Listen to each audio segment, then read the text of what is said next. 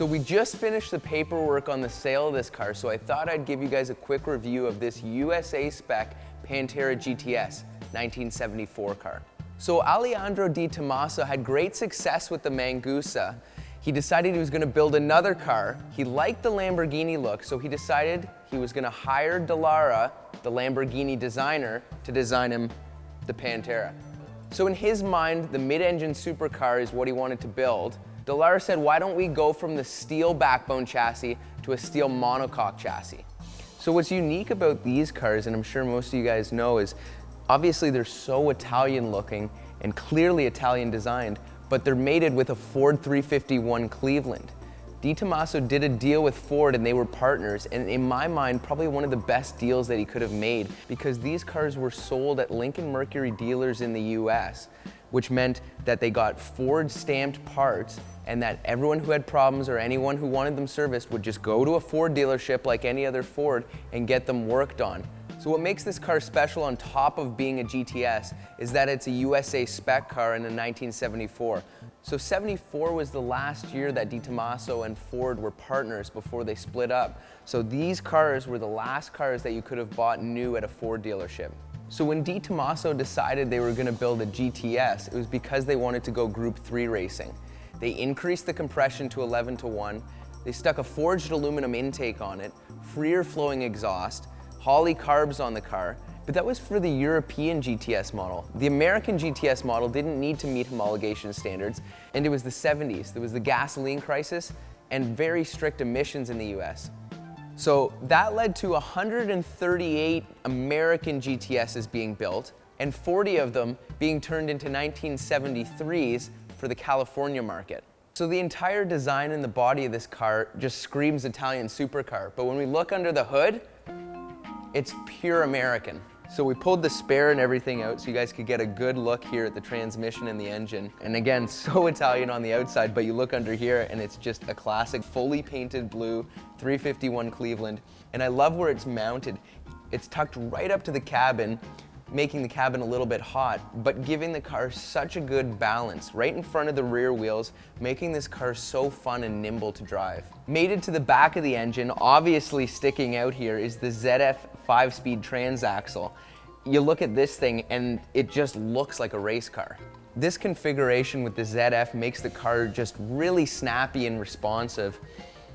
330 horsepower, 301 foot-pounds of torque, makes this thing just a whole ton of fun to drive. One of the things Ford really helped with was the fit and finish and the quality of these cars for the American cars. You know, one of the things that I love about these older Italian cars is just the quality. It's not up to the North American standards, but that's just the way these cars were. I mean, you look at these welds, they're just not great, but that's the way they came from the factory. A 351 Cleveland and the single 4-barrel sitting on top, at about 3,100 pounds, give or take. Top speed was around 150-ish miles an hour. So the USA spec GTS didn't get you the higher compression and all the performance stuff that was on the European GTS, but it got you the looks. It got you the black hood and trunk lid. It got you the Pantera GTS lettering along the rockers here. And most importantly, I think for the look of this car, the riveted on fiberglass flares. So the original Pantera had nice little chrome bumpers here, and it made the overall look of the car a lot shorter. I'm still torn between what I like. I think with this color combination, it's actually not bad having this kind of flat black extended bumper, and it makes the snout look a lot longer on this thing. These GTSs had fairly striking magnesium wheels, built by Campagnolo, the Italian bicycle company. As you look through the wheel, you can see the discs. This car's got 4-wheel disc brakes. At 3,100 pounds, the car stops surprisingly well. De Tomaso didn't want to just build a striking design. He wanted to make sure that these cars worked. I mean, where the engine's mounted, unequal length A-arms, independent suspension, 4-wheel disc brakes, magnesium wheels, rack and pinion steering. He really wanted these cars to work. A great little performance package that he put together for these things. So another item that the American GTS got was these fancy exhaust tips. So the first thing you notice when you sit in here, and I mean, I am by no means a tall guy, I feel like my eye line is right near the top of the limit. I don't think you could be much taller than 6 feet tall and get in this car and drive it. Like any good Italian car, the pedals are offset to the right, but there's still a ton of room. Another great European feature is the gated shifter. Really makes you feel like you're a race car driver in this thing. And the gauge cluster, great, again, making you feel like you're really in a supercar or a European sports car. You got your water temperature, fuel, oil pressure, and of course your speedometer and your tach. This car really is a low mileage, unmolested, pretty much original car. You look at the odometer here, it reads 8,900 original miles. In the 70s, there was a fair bit of difference between the European and the American sports car market. They realized that if they wanted to sell these things well in the US, they had to put air conditioning in.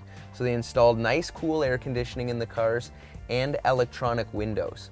I do really like the feeling that you get in the interior of these cars. To get such a good low profile look on these things, you're sitting right on the floor, your head is right to the roof. It really does feel like a race car in here. So an interesting fact for all of our viewers outside of Canada, every good Canadian knows this because it's taught in school. Tim Horton, the famous hockey player, actually died in one of these cars. So there were certainly different iterations of these cars. You had the original Pantera, then you went to the GTS, and in my opinion, these are one of the best iterations because then they went to the GT5 and the GT5S and they added a whole bunch of body kit to the thing to try and keep up with the new looks of the 80s of the Countach.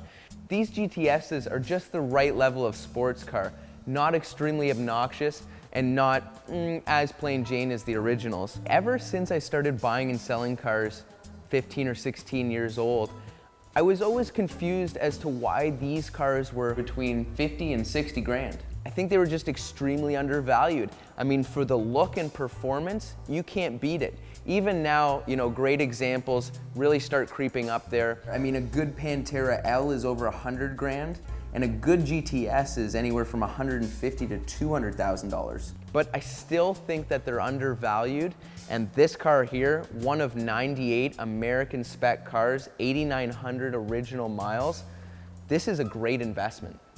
Check out all the records here in the toolkit. Now, I've never actually seen one of these toolkits before. This will be neat. You have to be really careful with this thing. Looks like it went through the war. Smells like it went through the war. There's a little sleeve here. Got the jack. Nothing too fancy. Just a basic toolkit, but you know, real neat piece to have with the car. You know, it's always funny, different owners, you know, collect different things and keep different things. We get so many different items. Here's a pamphlet from the Pantera Owners Club of America. All sorts of cool stuff in here from, well, 1997 newsletter. Only 5 years after they built the last car. You know, they built these things from 71 until 92. That's a long production run. One of the reasons to attend the Las Vegas Fun Rally, Ms. Sherry Williams of Baton Rouge. She was Miss Pantera of 97. So this is all about this specific car now.